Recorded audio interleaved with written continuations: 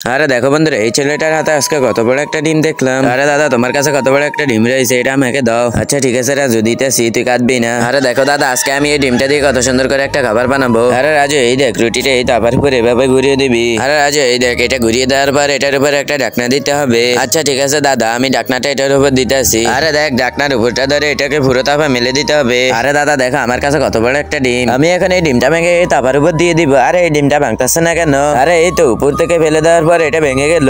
আরে তাড়াতাড়ি করে এই ডিমের খোসাগুলো এখান থেকে সরিয়ে ফেলি। আরে ডিমটা একটু উল্টিয়ে দেখি। আরে এই তো, এখানে এই ডিমটাকে এখানে সুন্দর করে কুচি কুচি করে ফেলবো। তার আগে নিচে থাকা সাদা সাবস্ক্রাইব বাটনে চাপ দিয়ে কেউ যদি সাবস্ক্রাইব করে দেয় তাহলে তার বাবা মা অনেক দিন বেঁচে থাকবে। আর কেউ যদি লাইক করে দেয় তাহলে তার মনের আশা পূর্ণ হবে। আমি আল্লাহর কাছে দোয়া করে দিলাম।